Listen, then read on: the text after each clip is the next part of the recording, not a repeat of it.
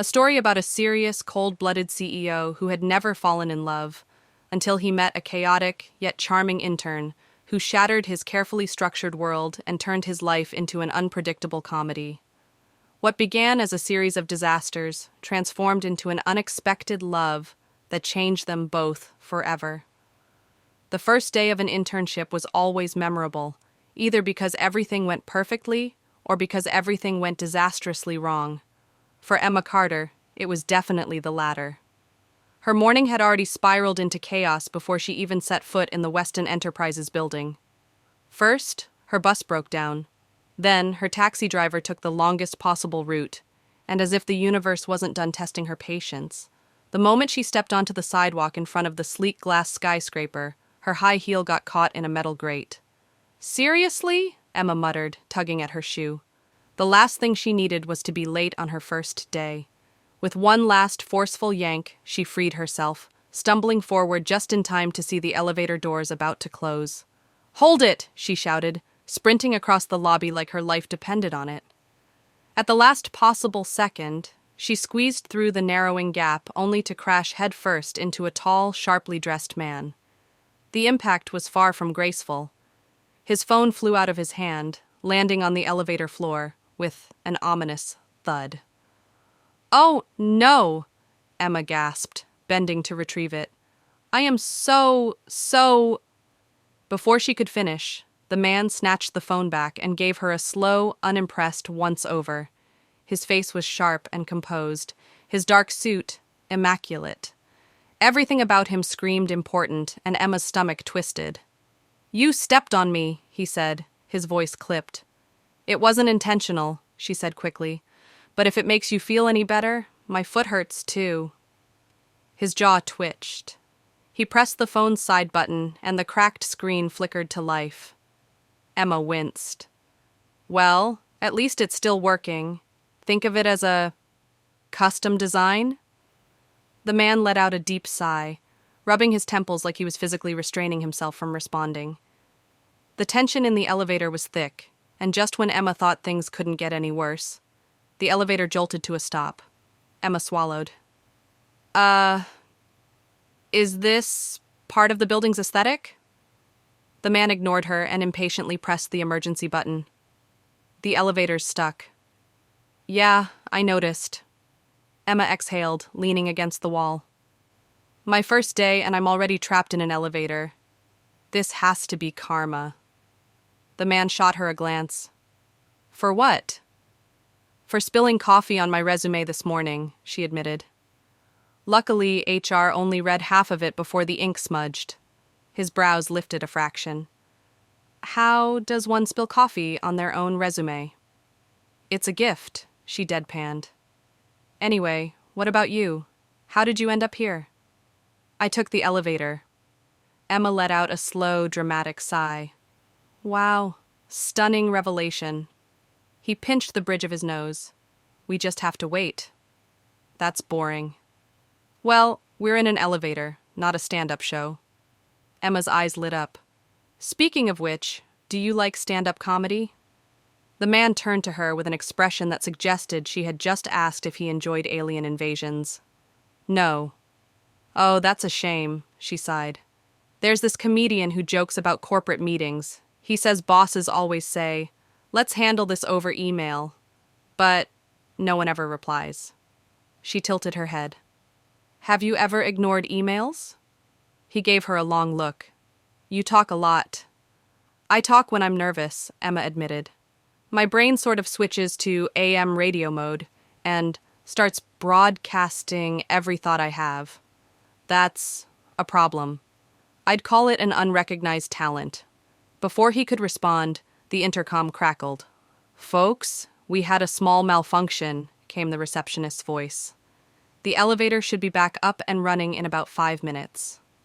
Emma sighed dramatically. 5 minutes is enough time to reflect on life.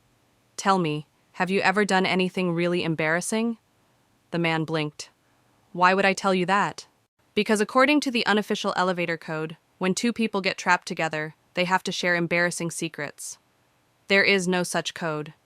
"There is now," Emma declared. "So, go on." The man exhaled through his nose. Fine. When I was a kid, I fell into a hotel pool because I wanted to see if it was possible to walk on water. Emma's face lit up. Oh my God, did you think you were Jesus? I thought I read something about water's surface tension and wanted to test it. That's incredible. Wrong, but incredible. The elevator gave a small jolt before continuing its ascent. Emma clapped her hands. We're free! The man shook his head, visibly relieved to be rid of her. The moment the doors slid open on the 20th floor, he stepped out first, his posture screaming, "Get me out of here." Emma followed close behind, adjusting her hair in an attempt to salvage some dignity. At the reception desk, a cheerful assistant smiled at her. You must be the new intern. Mr. Callahan wants to speak with you before you start. Emma froze. Mr. Callahan? The assistant pointed toward a sleek glass office, and there, seated behind a spotless desk, was the man from the elevator. Emma's stomach dropped. Nathan Callahan, the CEO of Weston Enterprises. Oh. Well, she was definitely getting fired now. Emma wanted to dig a hole and crawl into it. If only the elevator had stayed stuck for another hour. Or if lightning had struck at that exact moment. Anything, literally anything, would have been better than stepping into that office. The assistant smiled. You can go in. He's expecting you. Expecting me to fire me, Emma muttered under her breath. Forcing a weak smile, she stepped inside. Nathan Callahan was seated at his desk, looking just as composed as before. His suit remained immaculate, his expression unreadable. The only difference was the distinct hint of exasperation in his eyes. He looked up at her. Oh, you again, Emma gave a nervous laugh. The walking disaster in person. Nathan gestured for her to sit. Emma Carter, right? She nodded quickly, trying to maintain some dignity. Yes, sir. But if you need to pretend I never existed for the sake of your sanity, I completely understand. He ignored her sarcasm. You've been approved for an internship in the project analysis department. That means handling reports, presentations, and meetings. Emma nodded, desperately hoping he wouldn't bring up the elevator incident. I was told you're proactive, she blinked. They said that? Is that good news? Nathan folded his hands. Depends. If proactive means you'll spill less coffee than the office average, then yes. Emma flushed. I solemnly swear to spill coffee no more than twice a week. Nathan didn't laugh. You'll be working under Rebecca, the department manager. He looked directly at her. And try not to start a fire. Emma's eyes widened. That's happened before? Number but with you, one can never be too sure. Fair enough. Emma had survived her first meeting with the CEO. Barely. And she had a feeling this was only the beginning. Emma's first day at Weston Enterprises had barely started, and she had already made a name for herself, though not in the way she had hoped. As soon as she walked into the project analysis department, she could feel the eyes on her. Whispers filled the air as employees exchanged knowing looks. That's her. She's the intern who almost killed Callahan. I heard she threw his phone out the window. That's an exaggeration, Emma muttered to herself, straightening her posture. She wasn't going to let office gossip get to her, at least not on the outside. A woman in a sharp blazer approached her with a polite but wary expression. Emma Carter? Emma nodded. That's me. I'm Rebecca Klein, the department manager. Welcome aboard. Emma smiled. Thanks. I'm really excited to get started. Rebecca studied her for a moment, as if trying to gauge whether or not she would survive. I hope so, she said at last. Just a heads up, our department is very structured. People here are extremely organized. Oh, of course, Emma beamed. I'm super organized too. And at that exact moment, her bag slipped from her shoulder, knocking over a neatly stacked pile of documents on a nearby desk. Papers scattered everywhere. The silence that followed was deafening. Emma froze. That was a test? Rebecca sighed and pinched the bridge of her nose. Come with me. She led Emma to a desk in the corner of the department and handed her a thick folder. These are reports that need to be organized and reviewed. Put the documents in order, check the spreadsheets, and enter everything into the system. Emma flipped through the pages, her confidence faltering. South many charts. Sounds easy, she said, forcing a grin. Rebecca crossed her arms. Good. We need it done in 3 hours. Emma's grin disappeared. Right. 3 hours. No problem. As Rebecca walked away, Emma sat down and opened the folder. The reports were filled with dense financial data, performance analyses, and tables so detailed they looked like ancient mystical runes. All right, I can do this, she muttered, rolling up her sleeves. 5 minutes later, she slumped back in her chair. I definitely cannot do this. But she wasn't about to give up. Thinking quickly, she grabbed a stack of colorful sticky notes and started labeling the spreadsheets with names to help her remember what each one was about. The depression spreadsheet, because the numbers just kept dropping. The sadness chart, because it looked like a downward spiral. The bankruptcy table, self-explanatory. Proud of her innovative system, she kept working. She was so focused that she didn't notice when Rebecca returned. How's it going?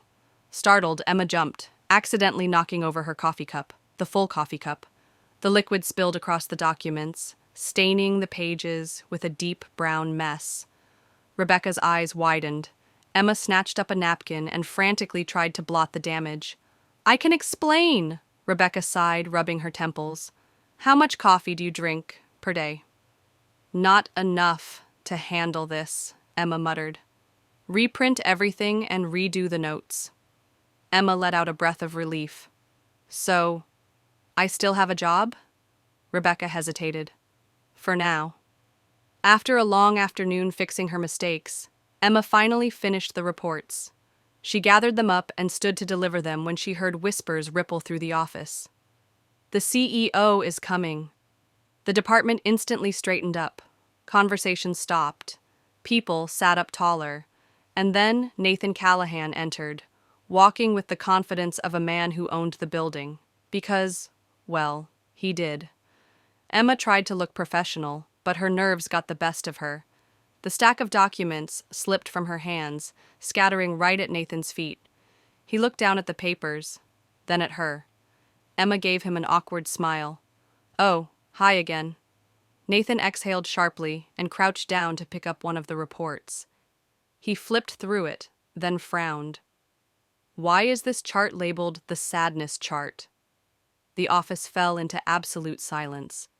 Emma felt her soul leave her body. I can explain. Nathan closed the report slowly. This better be a really good explanation. Emma's brain went into emergency mode. Well, Mr. Callahan, numbers can be so cold, so I gave them personality. Now, they're charts with feelings. Nathan stared at her. You just described financial reports like a soap opera. Emma shrugged. With the right soundtrack, it would be even better. Nathan blinked once, twice, then pinched the bridge of his nose like he was deeply reconsidering his life choices. Change the names, he said, flatly. Emma nodded so fast she looked like a trained penguin. Right away, sir. Nathan muttered something under his breath about chaotic geniuses before leaving the department. The second he was gone, the office exploded in whispers. Oh my God, you survived! I thought he was going to fire you on the spot. Seriously, who names a corporate report the sadness chart? Emma collapsed into her chair, exhaling deeply. At least he didn't throw a stapler at me. I'd call that a win. But her chaotic streak wasn't over yet, because later that evening, she was still at her desk, organizing files long after most employees had left. The office was quiet, except for the faint sound of fingers tapping keyboards. She stretched her arms. Okay, Emma, just finish this and go home. But she was exhausted. Her eyes started to droop. She needed a boost, something to keep her awake. And what was the best way to stay awake? Music. Emma put on her headphones, hit play on her maximum energy playlist, and let the beat fill the empty space. The moment the first notes kicked in, she couldn't resist. Without realizing it, she started moving her shoulders to the rhythm. Then came her arms, then her legs. Within minutes, she was dancing alone in the middle of the office, spinning around a desk, clapping to the beat, and using a stapler as a microphone. She did a dramatic twirl, slid across a swivel chair like a rock star, and a quiet cough made her freeze. Emma turned around slowly, and there, standing at the door, watching everything, was Nathan Callahan. For a long moment, neither of them spoke. Emma was still holding the stapler. Nathan's arms were crossed, his face unreadable. "Well," he said at last, "that was unexpected." Emma dropped the stapler. I can explain." Nathan raised an eyebrow. "I'd love to hear this." Thinking fast, she blurted out, "Studies show that dancing improves productivity." Nathan tilted his head. "What studies?" "Oh, lots of them. Respected scientific research. Published by experts in, productive dancing." Nathan almost smiled. "You just made that up." "Yes, but it sounds convincing, doesn't it?" Nathan sighed, glancing at his watch. "Just finished that report." Emma gave a mock salute. "Yes, sir?" He started to leave, then paused. "Oh, and Carter?" She looked up. Nathan's expression didn't change, but there was a hint of amusement in his voice. "That spin in the chair was impressive." Then he walked out. Emma stood there, blinking. Did the CEO of Weston Enterprises just compliment her office dance moves? She looked at the chair. Maybe she should practice that more often. Emma walked into the office the next morning determined to act as if nothing had happened. No one needed to know that Nathan Callahan had caught her mid-dance, using a stapler as a microphone. No one needed to know that he had watched the entire thing in absolute silence. No one needed to know that, before leaving, he had complimented her spin move. Unfortunately, keeping things low-key wasn't her specialty. As soon as she entered the project analysis department, the whispers began. "She's here. I heard she and the CEO were alone in the office last night." "What do you think they were doing?" Emma groaned. "Seriously? What is wrong with you people?" Melissa, one of her co-workers, leaned over her desk with a teasing grin. "Oh, come on. It's not every day our CEO interacts with an intern outside of formal meetings. And yet, for some reason, he keeps noticing you." "He doesn't notice me," Emma protested. Melissa smirked. "Sure. So, why does he keep calling you into his office?" Emma opened her mouth, then closed it. Melissa's smirk widened. "Exactly." Before Emma could argue, Rebecca appeared beside her with a serious expression. "Do you have plans for tonight?" Emma frowned. Unless watching TV in sweatpants counts, no." Rebecca gave a short nod. "Good. The CEO needs someone from our department to join him for dinner with a potential investor. You're the only one available." Emma's stomach plummeted. Wait. Nathan Callahan wants me to go to a business dinner?" "Yes." Emma blinked rapidly. "Are you sure? Like, did he say my name? Are you positive he didn't mean someone else?" Rebecca gave her a flat look. "You're going. Be ready by 8. Then she walked away. Emma stared after her in horror. This was not happening. Nathan Callahan barely tolerated her. Why on earth would he want her at an investor dinner? Unless... Oh God, what if this was some kind of punishment? Maybe he was going to fire her over the sadness chart incident in the most formal setting possible.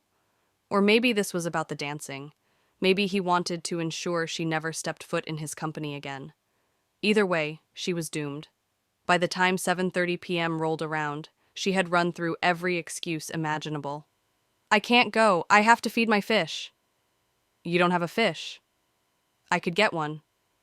But there was no way out of it. At exactly 8 p.m., Emma arrived at the restaurant, one of those ridiculously expensive places where a single dish cost more than her rent. She stepped inside, instantly feeling out of place. Everything was polished, elegant, and suffocatingly formal. At a table in the corner, Nathan Callahan sat waiting. As always, he looked impeccable. Black suit, crisp white shirt, a presence that demanded attention without a single word. He glanced up as she approached and raised an eyebrow, looking completely unsurprised to see her. Emma slid into the chair across from him. "Before you say anything, I just want to make it clear that I am here under duress." Nathan set his menu down. "Good to know. I'll have the waiter write that down." Emma snatched up her own menu and nearly choked on air. "My God!" She stared at the prices. "There's a dish here that costs more than my refrigerator." Nathan leaned back in his chair, watching her. "If you want, you can order it." Emma shot him a deadpan look. "I'd rather keep my fridge. At least it doesn't disappear after 5 minutes." Nathan studied her for a moment, then closed his menu, seeming faintly amused. "Do you always talk this much when you're nervous?" Emma sighed. "Yes, and when I'm excited, and when I'm bored, and when well, basically, always." "I noticed." The waiter arrived to take their orders. Emma tried to act professional, but it was hard to ignore how effortlessly comfortable Nathan seemed in this setting while she was still figuring out which fork to use. Then she noticed something odd. Nathan barely touched his food, and after his first bite, his expression shifted slightly. His hand went to his throat. Emma's eyes narrowed. "Are you okay?" He nodded, but his eyes were starting to water. Emma frowned. "Nathan, you're turning red." "It's under control." Her stomach dropped. "Are you allergic to something?" Nathan hesitated, then begrudgingly, "Shrimp." Emma's soul left her body. "Nathan," she spoke slowly, "you ordered something with shrimp in it." "I didn't notice." Emma stared at him. How does someone with a shrimp allergy not notice they're ordering shrimp? Nathan exhaled, looking vaguely irritated. "I was distracted." Emma lost it. "You could have died from distraction." The passing waiter nearly dropped his tray. Nathan sighed. "It's not that serious." "It is literally that serious. Do you need an antihistamine?" "We can bring one," the waiter offered. Emma waved him off. "No need. I have one in my bag." Nathan blinked. "You carry allergy medication?" "I like to be prepared." She pulled it out and shoved it into his hand. "Take this before I have to call an ambulance and end up in the headlines as intern accidentally kills CEO in fancy restaurant." Nathan took the pill. After a few minutes, the redness faded. The investor arrived shortly after, but the dinner was already a disaster. By the time they left the restaurant, Nathan let out a deep sigh. "Well, that was an interesting evening." Emma crossed her arms. "Yes, I learned a lot." Nathan raised an eyebrow. "Like what?" "That you don't pay enough attention to what you're ordering, and that I'm an excellent rescuer of reckless CEOs. Nathan exhaled sharply, shaking his head. But she swore she saw the ghost of a smile. "I'll make a note of that in my next report." Emma laughed. "Please list it as Food Catastrophe Prevention Plan." Nathan shook his head, but he didn't look annoyed. He looked amused. "Good night, Emma?" "Good night, boss." She turned and walked away, but something felt different.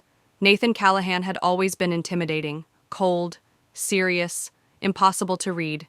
Yet tonight, he had let his guard down. Just a little. And Emma Carter had a feeling. That was very dangerous territory. Emma woke up the next morning determined to forget about last night. The entire evening had been a chaotic disaster. Nathan nearly having an allergic reaction. Her lecturing him like he was a reckless child. And worst of all, he hadn't seemed to mind.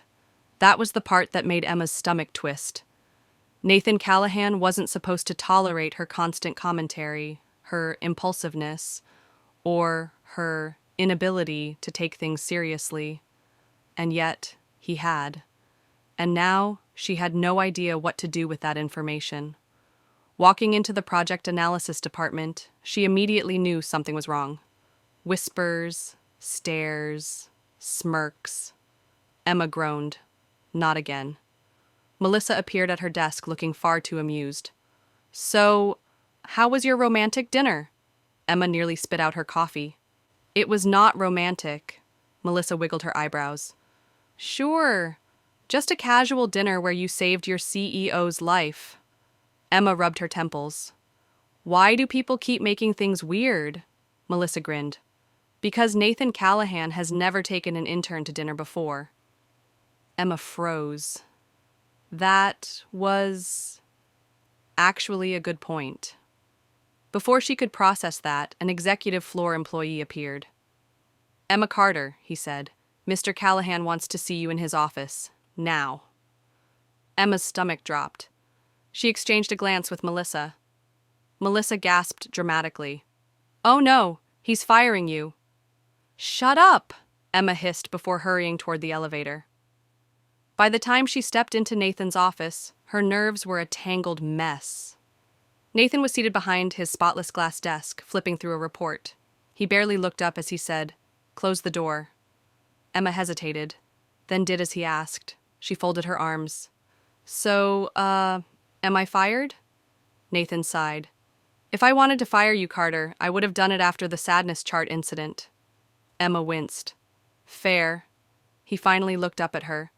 I have a proposal for you. Emma blinked rapidly. That sounds terrifying. Nathan ignored that. I need a date for a corporate event tomorrow night. Emma stared at him. Then she blinked again. Then again. Finally, she said, I'm sorry. What? Nathan's expression remained neutral.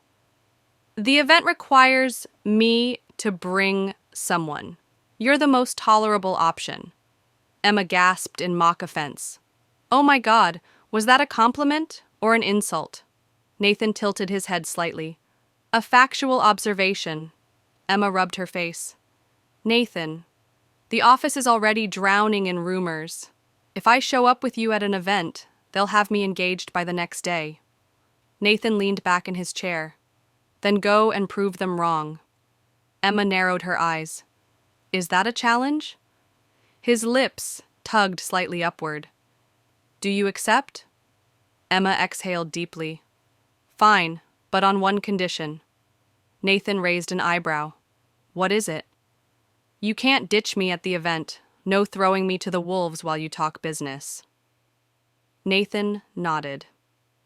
Deal. Emma exhaled again. Great. I guess I'll see you tomorrow night. As she left the office, her heart was racing. She had no idea what she was getting herself into. The next evening, Emma stood outside the event venue, trying not to panic. The venue was huge, grand chandeliers, polished marble floors, and a guest list full of CEOs, executives, and investors. Emma shifted uncomfortably in her elegant black dress, adjusting the strap on her shoulder. This is a terrible idea, she muttered under her breath. Then she felt a presence beside her, Nathan Callahan. He was dressed in a sleek black suit, looking just as composed as ever. His gaze scanned her quickly, and then a pause, a flicker of something almost unreadable in his expression. Emma narrowed her eyes. What? Nathan looked away. Nothing. Emma folded her arms. Number U definitely looked at me weird. What was that? Nathan sighed. I just didn't expect you to clean up this well. Emma's brain short-circuited. She stammered. Was that an actual compliment? Nathan smirked. Don't get used to it. Emma huffed. Too late. Then he offered his arm. Emma hesitated, then looped hers through his, and together they walked inside. The event was exactly as Emma expected, formal, slightly suffocating, and filled with corporate royalty. People glanced at Nathan with curiosity, their gazes darting to Emma before whispering among themselves. She leaned toward him. Everyone is staring. Nathan glanced around, unfazed.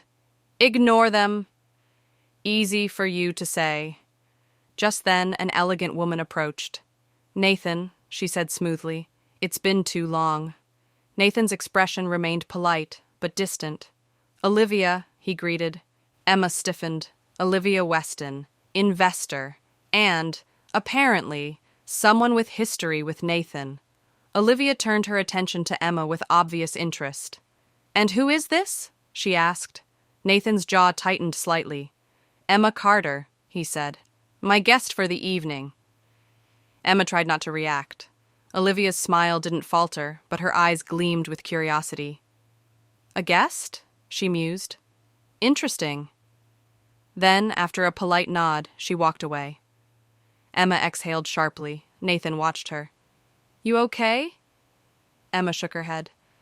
"That woman was trying to read my soul." Nathan smirked. "She likes to understand what's happening around her." Emma narrowed her eyes. "So that means she's trying to figure out what's going on between us." Nathan's smirk didn't fade. "Do you think something's going on between us?" Emma's brain short-circuited again. "Excuse me?" she sputtered. Nathan tilted his head slightly.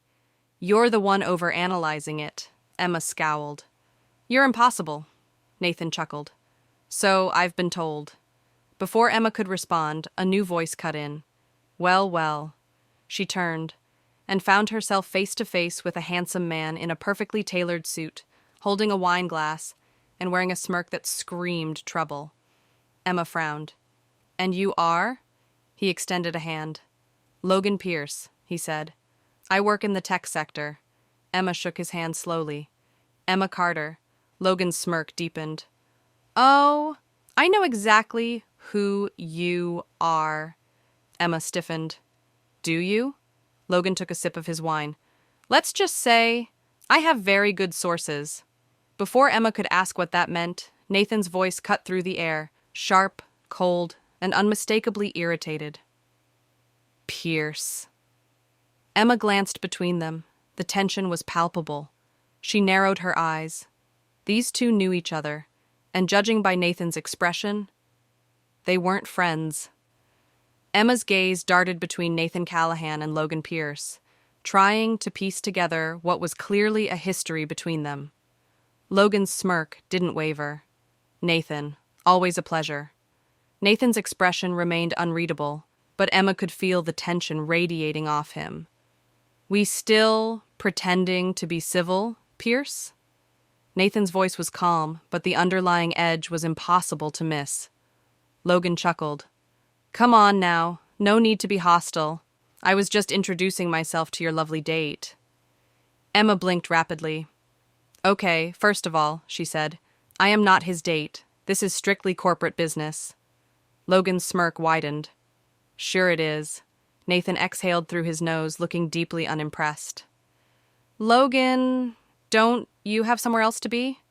Logan ignored him, keeping his attention on Emma. "You know, I actually wanted to talk to you." Emma frowned. "Me?" Nathan's jaw tightened slightly. Logan took a sip of his drink. "Yes, I have an opportunity for you." Emma crossed her arms. "If this is a sales pitch, I'm gonna need a PowerPoint." Logan laughed. "No pitch, just facts." "I think you're wasted here, Emma." She blinked. "What?" Logan tilted his head. "I've heard about you. The intern who survived Nathan Callahan. The one who isn't afraid to challenge him." Emma glanced at Nathan, who still hadn't said a word. "I want you to come work for me," Logan continued. "Weston Enterprises doesn't appreciate people like you. But I would." Emma opened her mouth, then paused. She looked at Nathan again, still silent, still expressionless. But something in his gaze was different, something tight, something unreadable. Emma turned back to Logan. "I appreciate the offer, but I'm just an intern." Logan's smirk remained. "No, you're not just an intern. You're someone who actually gets under Callahan's skin." Emma's stomach twisted. Logan leaned in slightly. "Think about it." Then, with a final glance at Nathan, he walked away. Emma exhaled deeply. "Well," she muttered, "that wasn't stressful at all." Nathan remained quiet. Emma nudged him lightly. "So, thoughts?" Nathan's gaze finally met hers. His voice was calm, controlled. "Do you want to take his offer?" Emma hesitated. Something about the way he asked the question made her uneasy. It wasn't just a casual inquiry. It was something else, something heavier. Emma squared her shoulders. No. Nathan's expression shifted, just slightly. Relief? Amusement? Something else entirely? She couldn't tell. I'm not going anywhere, she added. Besides, I don't trust him. Nathan nodded once. Good. Emma frowned. Wait, did you already know he was going to do this? Nathan exhaled, running a hand through his hair. Logan doesn't do anything without an ulterior motive. Emma narrowed her eyes. You two have history. Nathan glanced away. You could say that. Emma huffed. Great. More corporate soap opera drama. Nathan's lips twitched slightly. Come on, he said. We should leave before someone else tries to steal you. Emma blinked rapidly. She stammered. What? Nathan arched an eyebrow. Something wrong? Emma crossed her arms. Did you just say, steal me? Nathan shrugged. You're valuable. Emma stared at him. Nathan Callahan did not give out compliments. Ever. Her brain completely short-circuited. But before she could respond, he was already heading for the exit. She hurried after him, her mind racing. What just happened? The next morning, Emma walked into the office, expecting everything to go back to normal. Instead, she was immediately bombarded by whispers. She turned down Logan Pierce. She's still working with Callahan. Do you think something's actually going on between them? Emma groaned. Great. More rumors. She ignored the stares and sat at her desk. But before she could even open her laptop, a new email popped up. From Nathan Callahan. Subject, rooftop, 10 minutes. Emma's stomach flipped. She read the email twice, then quickly stood. Melissa gasped as Emma passed. Where are you going? Emma didn't stop walking. Nowhere important. When she stepped onto the rooftop, the cool air hit her immediately. Nathan was already there, standing near the edge, staring out at the city skyline. He turned when he heard her. You came. Emma folded her arms. I figured you weren't summoning me up here for fun. Nathan hesitated, then, slowly, he reached into his pocket. Emma froze, because in his hand was a small black box. Emma's brain stopped working. Nathan got down on one knee. Emma's heart nearly exploded. What? She choked. What are you doing? Nathan opened the box. A diamond ring glinted in the light. I'm asking you to marry me. Emma's entire body locked up. Did you hit your head somewhere? Nathan exhaled sharply. Emma. Emma covered her face with her hands. Oh my God! This isn't real! Nathan sighed. You're overthinking this. Overthinking? Emma peeked through her fingers. Nathan, you just proposed. Yes. Why? Nathan looked at her steadily. Because you make me laugh. Emma's heart stuttered. Because you challenge me. She sucked in a sharp breath. Because since you walked into my life, everything has been more interesting. Emma let out a hysterical laugh. That sounds more like a job offer than a proposal. Nathan actually smiled. Emma Carter, will you marry me? Emma stared at him, then at the ring, then back at him, and suddenly, she knew the answer. Yes. Nathan's lips tugged into a rare smile. He slipped the ring onto her finger, then stood and kissed her. The office employees watching from the rooftop door erupted into cheers. Emma pulled away, horrified. You were watching, Melissa grinned. Of course. This is a historic event. Nathan chuckled, keeping Emma close. I guess there's no more doubt about the rumors now. Emma rolled her eyes, but smiled. Yes, but at least this time, the rumors are true. The wedding was exactly how Emma never imagined it would be. Elegant, beautiful, and somehow perfect. Their vows? A mix of heartfelt emotions and absolute chaos. Emma held Nathan's hands and smiled. I promise to love you forever, she said, and to always carry an allergy pill in case you order shrimp again. Nathan sighed deeply as the guests laughed, and when Nathan's turn came, he smirked. I promise to love you, he said, even when you name financial reports ridiculous things. The crowd roared with laughter, and then, I do.